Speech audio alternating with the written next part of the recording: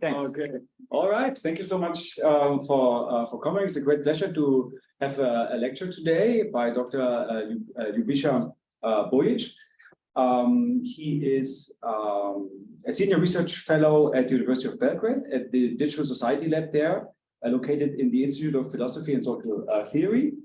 And he's currently a visiting fellow at the Institute for Human Sciences in Vienna. And during his time in Vienna, it's great to also have him here. He does research on anything that is related to the future of everything that is digital. And today we'll learn about the impact of ChatGPT, Metaverse, and social media. We're very much looking forward to your talk. Thank you so much, Ljubisa, for coming. Thank you for hosting me today.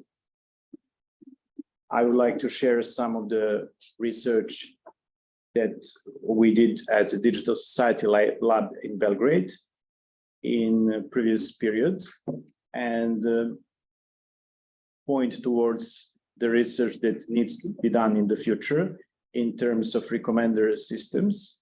First, I would like to share with you my view of these algorithms, I would say, but I look at them in a more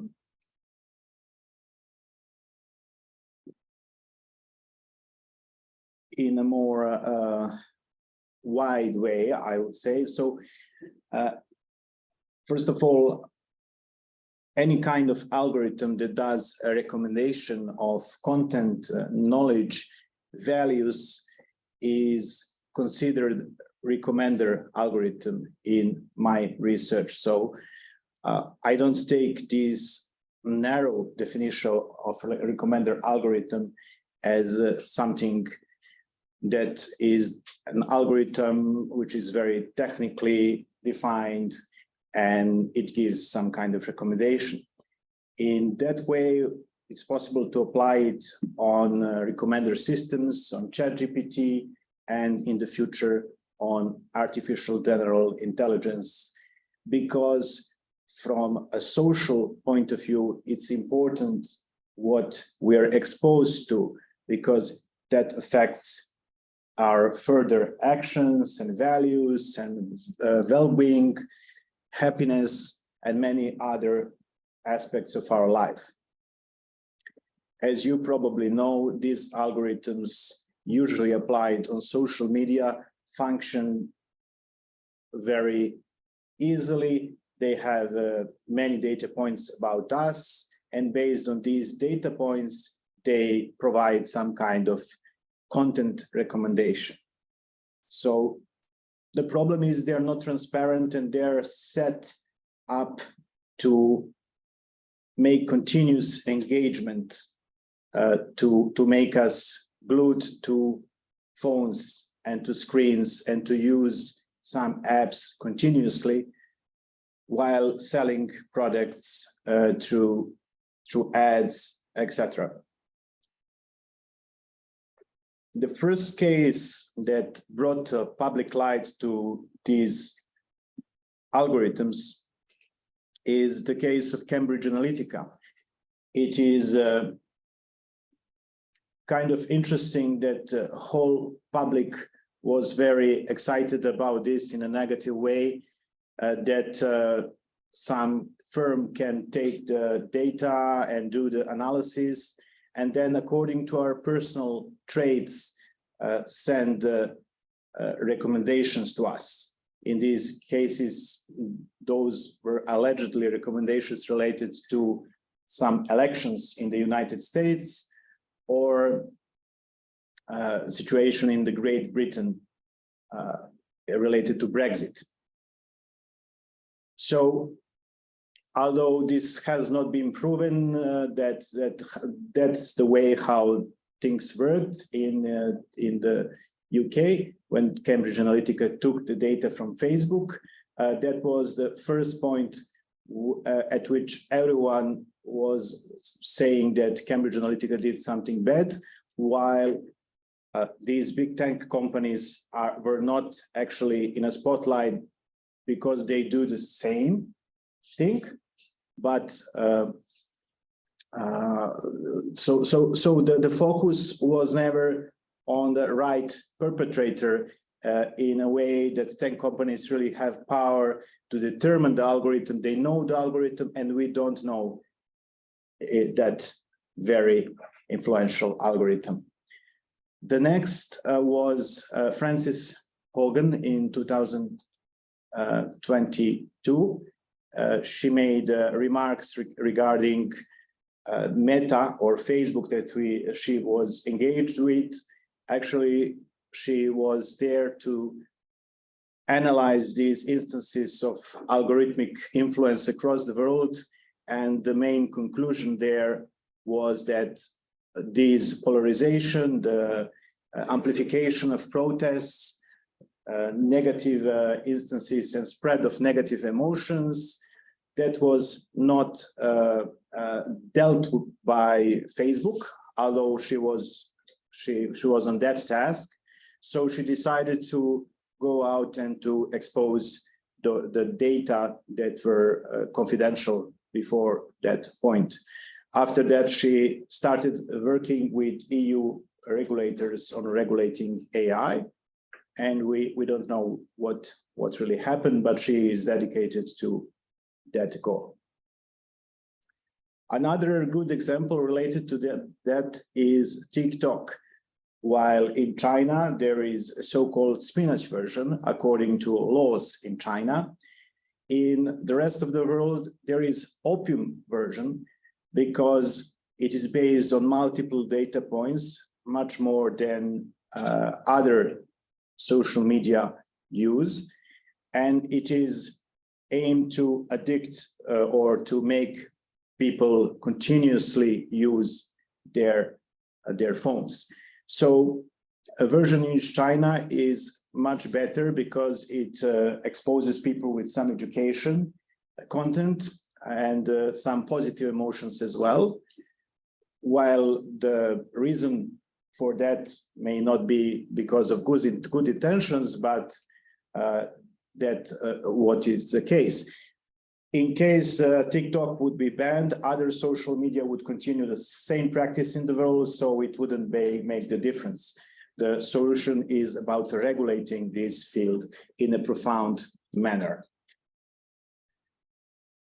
The recent case was about Gonzalez family, whose member was killed in a terrorist attack, and the Gonzalez family accused Google and Twitter of spreading the terrorist content of ISIS. So it was in front of the court in the United States, and the recent conclusion was that social media cannot be liable for what they publish online, because they just actually host your content. I would argue that's not true, because social media actually amplify the content the way it's in their interest. So it's not only about hosting, it's about amplifying. And I know that you do work around hate recognition and hate speech on social media, while usually researchers focus on those that create hate instances and messages and photos and everything. They don't focus so much about algorithms that spread hate. So it is about how algorithms are set up. In 2013, when I did defense of my PhD, I was focusing on showing and presenting this survey about media addiction that compared old and new media. And the conclusion was that higher levels of media addiction were provoked by new media as opposed to old media. And I was thinking about why that might be the case. The conclusion was that new media, or at least my analysis, personal analysis, that new media have more reality mimicking features. and that's why they are more addictive. And the problem is that these cross-country studies have never been done in terms that some kind of continuous media addiction study in different countries from one year to another year. Also, the problem is that researchers don't focus on these low latency addictions. That means we cannot really call a person an addict, but really it shows some signs of addiction. And that is most influential for the whole society.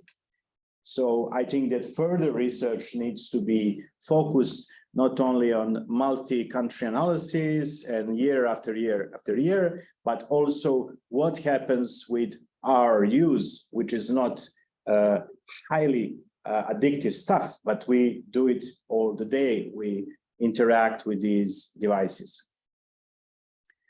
Another important thing is that I kind of came to the conclusion that what is represented can never be the same. So the communication through social media, through smartphones, can never be the same as personal communication, direct communication between ourselves. And sometimes 4K television can even make better picture. So in the future, when we have the metaverse, it may be very addictive. In fact, some studies have already shown that metaverse is more addictive than other media. Okay, it's a strange slide because it has some kind of citation from the Bible on one side, and on other side, there is research and analysis by one of the scientists pointing towards the addiction in metaverse. What I'm trying to say here, that all underlying technologies are really implemented in the new ones. So they are interacting, and especially in the time of double exponential growth, this is very dangerous because we don't know what will happen, and powerful new virtual realities may be the next step after the smartphones, because many companies are investing into the metaverse. And as I already said, VR games are more addictive than just the regular games, according to some research. In the beginning, there was the word I used that because actually currently we have these big neural networks, ChatGPT. They are very good at creating intimate text, a text that is like we really produce. So I wouldn't underestimate that, although many people say that these neural networks are not really intelligent, they just predict the next word. At the same time, some companies are really preparing to let these autonomous vehicles, which are already ready to the market, their visual recognition technology at this point. And ChatGPT at this point is learning on YouTube videos, which is very important because we have different kind of perceptive apparatus there, and it gets really more powerful and more complicated. I guess you have asked GPT-4 as well some questions, and it looks as it understands. It's not important that it may not understand when we have such an effect in reality that it really understands our questions.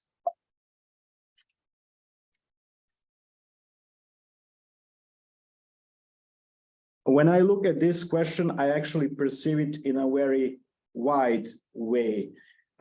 AGI should be a new technology, and ChatGPT is envisioned as predecessor of artificial general intelligence because it really can be applied to multiple tasks. It's not only creating text, and interacting.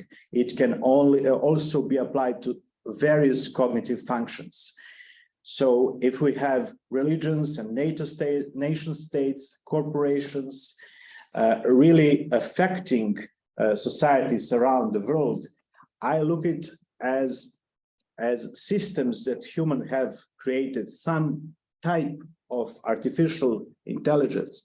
And we know how many people have been killed in religious wars, how many people die in wars between countries because of power. There is a regional power, there is global power, and many people die even today, just as a side effect of these systems created by humans, which really maybe it could be argued have their own will to grow, to have more power.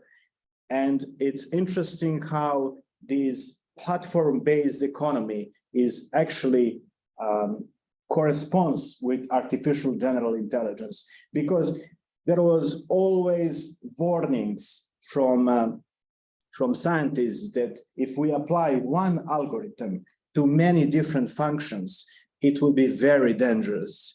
And we're actually heading towards that way, to apply one algorithm, one AGI to different areas of life, to smart houses, to smart cities, in our homes, in our vehicles, to connect everything with one algorithm. That is what people envision as a future, and that's what is exactly dangerous. And we cannot escape that because corporations want to be very successful.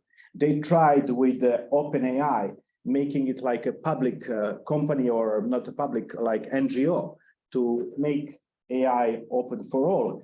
And they figured out they cannot do it. So they had to make it a private thing. And that is the problem, because society is set on a way it is set, and it's heading towards some kind of basic principles of the past, and that cannot be escaped. It's about money at this point. And also corporations, they don't really care about human beings, as you may imagine. They just care about their growth. So the question is, will artificial general intelligence do the same? Will it optimize Earth according to own merits, to its own merits, or will it optimize according to human values? So I look at these issues from the beginning of appearance of mass media, when there was universal content for everyone, and we could have seen there the rise of negative news, and nobody was against that. It was a normal thing. You have few TV stations in a country, for example, 40 years ago, and they just have that kind of programs, news in which negative news dominates in a way. So it was not important issue so much, but things changed when recommender systems actually took the stage, when social media expanded at some point, when we had individual content and AI as curator, as moderator, determining what kind of content each and every one of us will get. The new ChatGPT era is the era where we say AI for everyone, like it was smartphones for everyone. It's important when some technology becomes mainstream, when everyone starts using it, and it may be late to regulate the technology at that point, because it's already powerful, already many people use it, etc., etc. So now we have a situation when, if I have some kind of like 10 million euro, I can train my large language model, and I can automatize it in a way it creates many profiles on social media, and it pretends to be some person, and it publishes content hour by hour or day by day. So this is very dangerous, and as you may know, for democracy. And if we have AGI, the next thing, it's envisioned to be even more powerful and even more intelligent than any human being. So in case things are set that way, then it will only advance current and previously set goals. It doesn't have to be conscious or anything. It is about how you set it. And the algorithms, the systems are set that way to promote this kind of content. In one review paper that I look at this issue of the recommender systems in a holistic way, I use this different kind of statistics with the main aim to point towards the fact that these recommender systems applied on social media are actually used by more than half of world population. And it's very powerful by that mere fact. It's also that these algorithms are applied to each and every area of our life.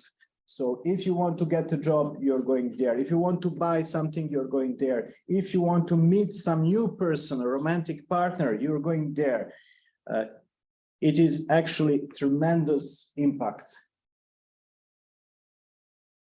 And it relates to different points of life, as I already said, from economy to dating, etc. And there are many people that actually met their romantic partners there online, through online means. It's normal thing nowadays, and you know that. But it's important to acknowledge that, to really sum up that data, and to it has never been acknowledged in a way, in a very holistic way. But there have been many kind of research endeavors that pointed towards the issues that you all know, and you maybe research these issues, such as echo chambers and polarizations, spread of negative emotions, emotional contagion, the rise of media addiction, fairness, bias, inequality, and privacy.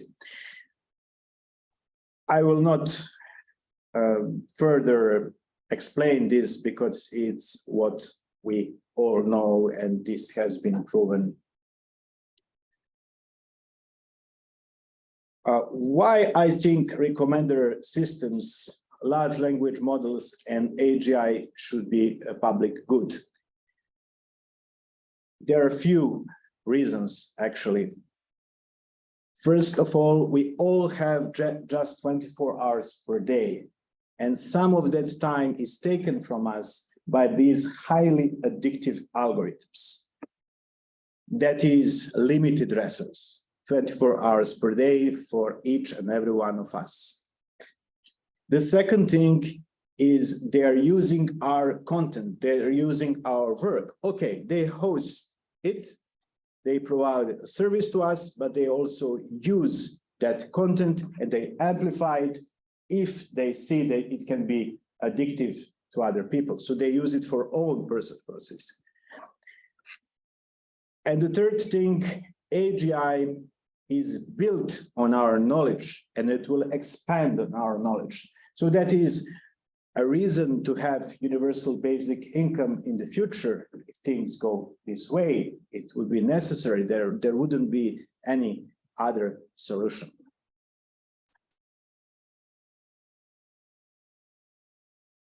When I say public good, I don't mean really every social media platform belonging to the people, etc. That's not what I think. I think that we need to find an algorithmic solution for algorithmic problems to balance the content that each and every one of us get. For example, education versus entertainment, positive emotions versus negative emotions. It's very easy to analyze the content and to make some kind of balance in algorithmic recommendations. Then in emotional intensity, it's very common to hear that we're getting arousing content, and in the mass shootings in Serbia, which happened recently, that was very important because, some traumatic event for the whole society happened, and these algorithms just made it worse and worse, and they just stimulated persons to go outside to protest. Possibly, we cannot prove it, of course, but these algorithms are especially important at these sensitive times for society, at critical times, at crisis, and they are the same. So they just stimulate anger and fear, etc. And then the topics we're interested, as opposed to topics we're not interested so much, and then our opinions for and against. So we need to be exposed to different kind of environments, opinions, to be creative and to really engage in the whole community and not stay in one limited echo chamber. Also, this could be regulated by United Nations or some international organization. So to avoid these autocrats in different countries that would try to direct these regulations toward their personal benefits. And when done like that, it could be a shared kind of decision by society, decision by platform, and decision by each and every one of us. Transparent algorithm, which is really determined by different aspects of society. And at the bottom point, we should have some personal freedom to decide what we get. If we want to get addicted, it's okay, but just slide the things and get some kind of solution. In December last year, we signed the Belgrade Digital Freedom Pledge at the conference where Jörg took part.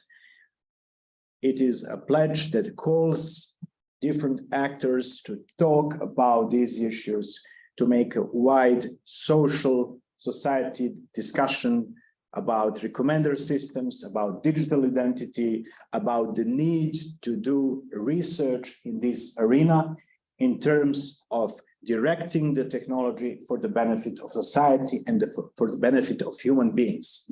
That is digital humanism, and I hope there will be some serious effort in this area in the future.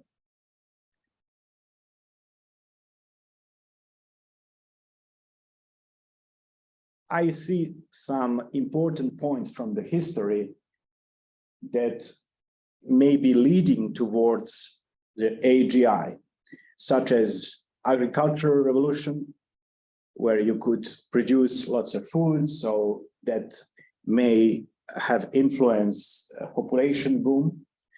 The industrial revolution, where you could really provide all the things that people need.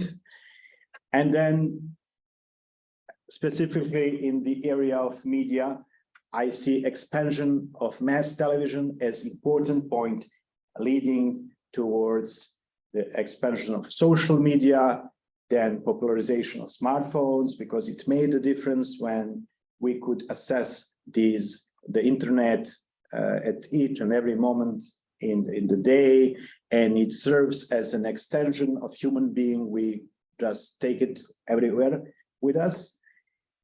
And then the next step, the rise of ChatGPT, and the possible next step in the future, the rise of AGI, which would really be applied across the globe in different sectors, as I already said. This is just an outlook, a possible timeline of this, and maybe the idea of this slide was to open discussion in terms of how you see the future and how these algorithms and finally the AGI should be set. Because AGI is basically about human values. It should be set according to human values in order to be successful. For example, if the AGI would be neutral, it would really optimize Earth according to its own merit. if in case it would be set by human values, then it would be better, I hope. At the end, I would like to point out towards the three areas that I see as most impacted in a negative way if in case the algorithms continue their work in that direction. If they continue to polarize societies, then we would have more hate, we would have even more polarized societies, because they're capable now to create that intimate content. So they would be even more successful in spreading hate speech and negative emotions. Then, in case in the future, we are still exposed to very limited ideas and the content that we're only interested in, I would guess the creativity would be lower. It is true that we are also exposed to creativity by algorithms, but it wouldn't be the same as the things that we see. We wouldn't have an idea to ask the right question to the ChatGPT, but ChatGPT would be able to improve our creativity by giving us some ideas. But the starting point wouldn't be good, because we wouldn't have our own idea to explore further in a way. And the third field that I see affected would be relationships between people. I think if we are connected to technology more, that divide between people will grow and the relationships would really be different, which is very important because this is connected to happiness. Studies have shown that real intimate connections and good friendships are really the best predictors of happiness and well-being, which is subjective feeling, of course. And we invite you really to participate in the Emerge Forum for Future of AI-Driven Humanity that will take place in Belgrade from 23rd to 24th November this year. Would very like you to join us. This year, it won't be a scientific conference that Jörg took part in and really made a great contribution. This year, it will be a forum where we try to really connect these regulators and tech leaders and scientists. And we have 2 or 3 days of the speeches and panel discussions about this. I will try to get someone come from OpenAI, which will be very important, and some people from EU that really have impact in this AI Act, which should be adopted very soon. You can support the Belgrade Digital Freedom Pledge just by signing it, digitally signing it, going to our lab's website. And I would really like to hear what you think about the future and what your research has shown, because you have been dealing with these questions of hate speech and other communication-related, society-related questions in a in-depth manner. So it will be great. I would like to take questions as well if anyone has some kind of questions. Thank you very much.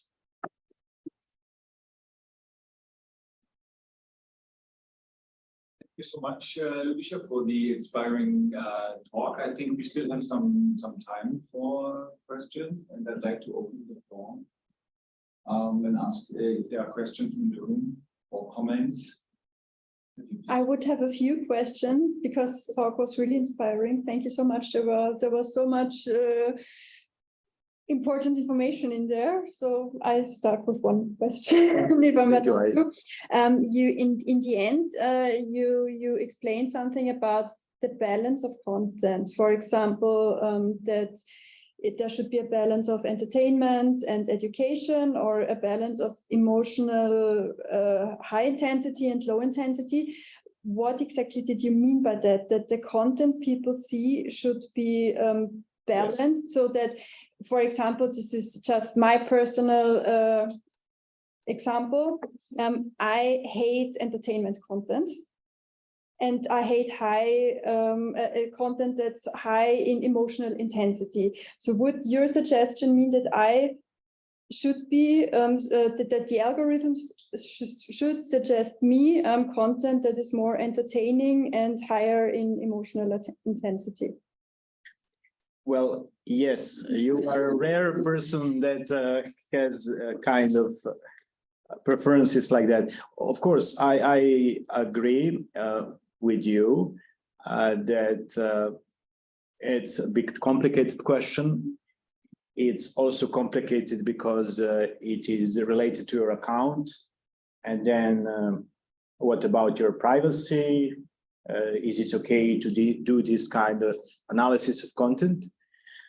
But I think it's possible to make it some kind of anonymize these the analysis, if there are some strict standards to do that, and really balance the content in a way that it's good for you. And but yes, what is good for whom? Yes, well, it's mainly the other kind of example that people prefer, entertainment, and then we get some kind of education content for them as well, because if they stayed in the direct environment, then I guess they would be affected by different opinions and they couldn't avoid being affected to different kind. So the idea here is to really make a realistic or a content, a balance of content for you that is connected to direct reality. At the time before we had all these devices, it is true that okay, you want to be there in your world, but also it's good to have some kind of other inputs, I guess, in order to be realistic. But the balance should be decided by the whole society in the discussions, etc., etc. And you would have some portion that you can set by yourself by just sliding it from entertainment to education and sliding it to very peaceful, meditative YouTube videos and songs that you want to get, which is really cool. And I think that it would be possible, but I understand that it has some kind of yes, what to do with people that are really inclined towards this good, nutritious content, and then you make them shift a bit towards other kind. I think it's really difficult to say what's nutritious, because I need this content. This would be boring for other people maybe, but to calm down, because my thoughts are very active during the day. So I like this when I don't know, can focus on something and I wind down. And I think maybe for other people, they have had maybe a bad day and then they want positive emotions. And how would you kind of force them to, even if the algorithm is suggesting them an educational calm video, to watch this video, and yeah, then they see it on their page of recommendations. But yes, but they don't see it now at all. So okay, so your suggestion would imply just to show it to them, and then they can still decide if they want. Of course. Thank you. And following to this question, do you think that the problem is that we can expose to, for example, entertainment or education content in a similar way, or the problem is, for example, we expose to political content, but we can only see one perspective of this content, not, for example, different perspectives towards one yes. phenomena.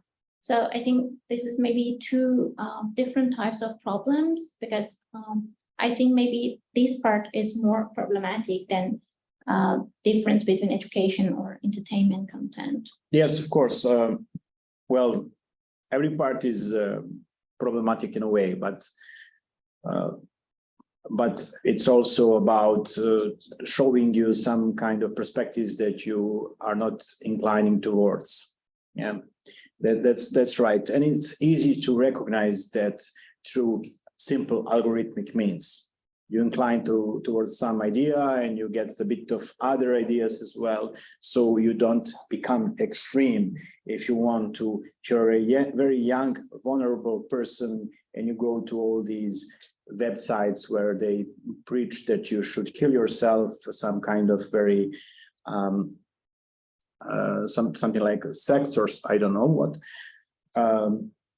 And then it's very dangerous, you know. So the issue is quite serious because we get this stuff in a real life. People can kill themselves. Some young people, for example, they believe in the theories, the conspiracy theories. They go outside and they really make something terrible. And also the things in the United States, the protests that happened were connected a lot of way to these echo chambers. I may follow up, Ljubisa. I mean, the idea of balancing content in algorithmic recommendation systems is, I think, a novel one, and I think it would solve all the problems that you outlined in your talk. The question is it feasible? Is it realistic? Is this a realistic scenario? I think it is a good solution, and you have a similar thought in the idea of public service broadcasting. It's a very similar idea. It's public good, public value, public service. But when it comes to algorithms, I mean, the algorithms are successful because they give people what they want. So because they respond to users' needs. And I remember, you may remember this too, when the first search engines came, some of you may remember. So we had also, not now it's Yahoo, but now it's Google. But back in the day it was Yahoo. I still remember the Yahoo. And at some point Yahoo was really bad. So you entered something, but you didn't find what you needed. And it took a month, and then no one used it anymore. And then Google came. Google was much more powerful and widespread because it was more accurate to give you what you want. Whereas in Yahoo, you had, I'm not sure how Yahoo is today, but at some point it got lost. You didn't find what you were looking for, and then you abandoned it. So the negativity we have in tabloid media or mass media, same principle. I mean, news is negative because this is what the viewers actually are interested in, and journalists are following up on those viewer decisions because they see when it leads.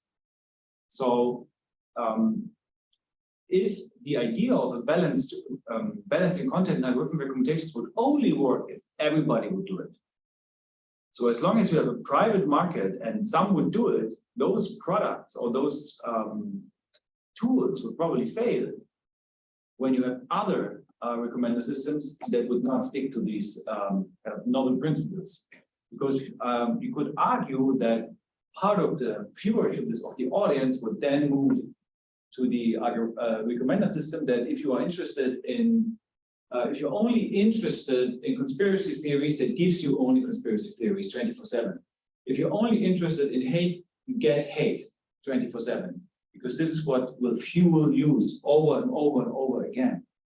So in order to make this solution work, it needs to be global on a large scale, not only in Europe, because if it's a European solution, then you could go, or this also with language is less and less a barrier. You could also go to other Chinese or Russian or what have you providers who would give you the content that you were looking for. That seems to be, to me, a big challenge. Not a question, but I have a question for you. Just a comment. Question I was also wondering when you outlined the idea, Ljubisa, is it too late for this? Because we're already used to these selection principles. We are already trained as humans, as users, that the recommendation works according to our needs. If we weren't trained like that, then it may be easier to kind of get people used to a more balanced content with the two different blocks that you outline. So if this was a normality, yes, then it would be easy for us to adopt. But now the normality is different. It's 100% my user. Large share is my user interest, and the system learns from that, or tries to learn from that. It's not perfect, but it tries to adopt to my needs and interests as perfect as it can in order to fuel future use. And if you don't get it, we are frustrated automatically. So we're easily frustrated because we immediately want the content we're looking for and not the other stuff. So Steffi could be frustrated if she gets, what was it? I'm often frustrated that when I get Yes. entertainment, trash entertainment content, I close the app if I don't Yeah. find. So because looking. you're not used to it anymore because you can make those user selections. We are there's a time of selectivity, rising selectivity user selections. And now it's very different to go back from it. So do you think we can go back from this area of selectivity to an era where you have more balanced content that is only determined by selectivity to 1/3, as you outlined? What do you think? yes, very good question, a challenging one. But that's why I said, for example, at the beginning of my talk at the network in the data department of the Central European University here in Vienna, I said that I think that regulations should be crafted while these large technologies are created by big companies. When money is invested, a lot of money is invested in that technology, and when something is seen as a very as a thing that will become mainstream. Yeah, so you're right. When something becomes mainstream, it's absolutely different when people start using it. They're already, in a way, addicted to that technology. But I guess new habits are created, and after some time, for example, a month or so, it's possible that people will adapt to new reality, and that many of them will see how life is better without of those addictive junk, I would say. And for you personally, maybe the solution is that if someone wants education content and calm things, that's possible. But if someone wants 100% entertainment and addictive stuff, that's not possible. So the widespread discussion about this needs to be conducted in order to do that. And of course, you're right, the decision on a global level is needed, the regulation that would encompass all countries, because this is a global issue. Multinational corporations, and especially tech corporations, they affect everyone. So I think but I think I forgot something that you. Please go ahead. No, I think you said something else. Is it too late? Is it too late for that? My question was, is it too late because we're already used to 100% selectivity, and now we want to move back to less selectivity? Yes, and the first remark was before the question. Do you remember that? Because I wanted to say something about that, but it doesn't. You did. It's a global. It must be global. Otherwise, yes. Okay. So Yahoo was people moved from Yahoo to Google because Yahoo didn't deliver what. When I remember, Yahoo was very big, and I was only using it. And then Google came, and then Yahoo. I realized Yahoo is just nothing, and then only Google. I just deleted Yahoo. So people will not follow it. People may not accept it. People may move away from the technology. The moment you install a different logic in the recommender system. Yes, that's why I say TikTok, banning TikTok is not a solution, because everyone else use similar technologies. Yes, you want. Honestly, I think your suggestion is related that somebody should decide for all people. You say that there is a global issue, but the solution is not related to all people. The solution would be the decision of some people would think that know which thing is better or not. So I think maybe it would not work because all people, there is no opportunity for a human choice. There is no opportunity for all people who want to decide which content they want to expose or not. For example, you said that maybe education content is good, but entertainment is not. But who knows? Maybe entertainment for somebody is completely fine, and we can't. I agree. We can say that it's not good because we think. That's why I think balancing between different types and categories of content is good thing. So not only entertainment, but also education. Not only so. Entertainment has its own purpose. Yes, that's right. But I'm not saying that. First of all, these kind of algorithmic decisions are like just 33%, for example, let's say, but now they're just in hands of tech companies. So tech companies, according to their own interest, they decide what the algorithm will be, and the algorithm is not transparent. Yeah. I would completely support this, because I wanted to say something very similar, and I think there's an even bigger problem, because even if you would completely agree, I don't know, this content is good, or entertainment is good or bad, or education is good or bad, then there is so much content that you can't put that easily in one of the categories. For example, I don't like entertainment content because it makes me, I don't know, angry, but often I watch people paint or draw, so maybe you could call this education content, but is this a better content than entertainment content?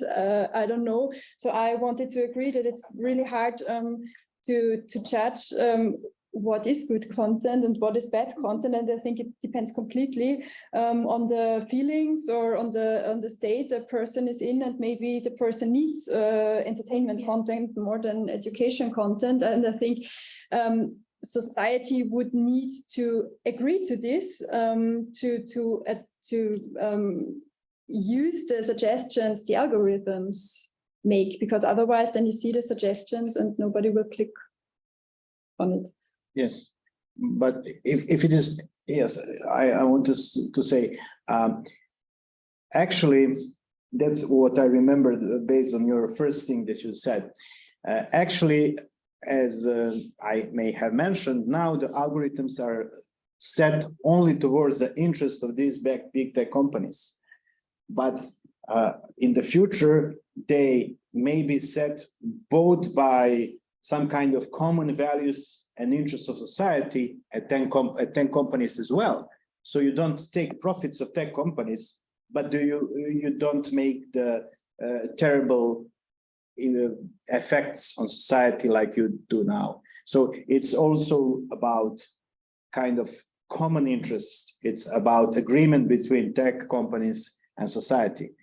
And it's not about deciding what's good for you. It's about deciding that kind of balance is good for you. Kind of exposure to other stuff is good for you. Not only, it doesn't have to be 50% balance. It can be, okay, just 10% of, maybe this person really needs to rest, to watch some things that doesn't make sense. Okay, why don't we give that 10% of possibility that some kind of content will be really helpful for them. Maybe you don't know, you need just to chill out and something like that. But it's not really determining what you should get. It's really determining that you should get a variety of content. And it's not only decision by a few people in the United Nations or something like that. It is based on a widespread discussion in society. And it is only one part of the decision that goes to these universal values, universal balance, and then it's shifted by tech companies, and then it's shifted by you. At the end, you will be getting some, for example, 5% or 10% of other kind of content. But if you don't get any kind of different content now, then it's particularly negative.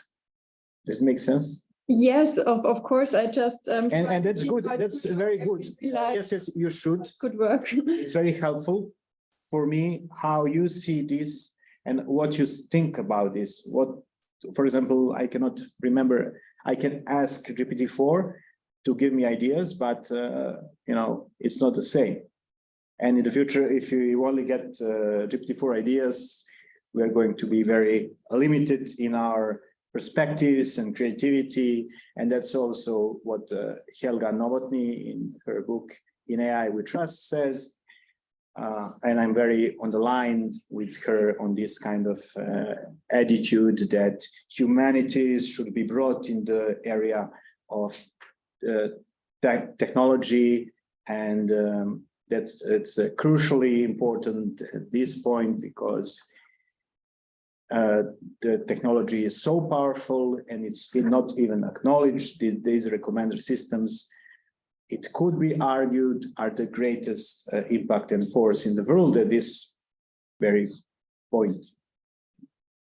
Maybe someone online has some questions. Yeah, there was a question, but I'm afraid There are lots of comments. let's check the chat comments what we have here.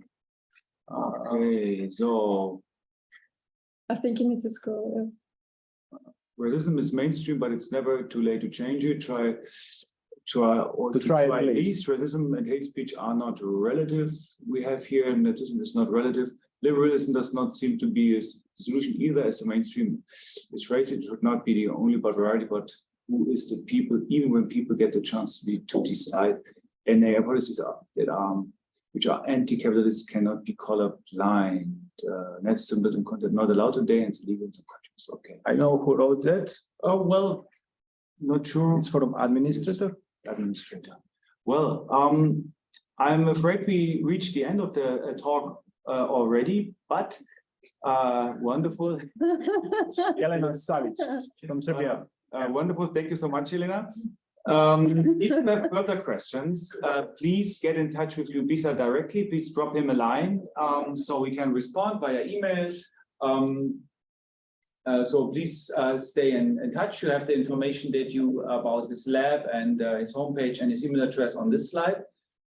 Thank you so much, Ljubisa, for this fascinating talk. You see, it's a great discussion we are having here. And I think in your talk also proved that a talk about ChatGPT and beyond can be educating and entertaining as well. So thank you so much. And let's give him a big round of applause in the room, but also virtually. Thank you so much. Thank you very much. Very nice.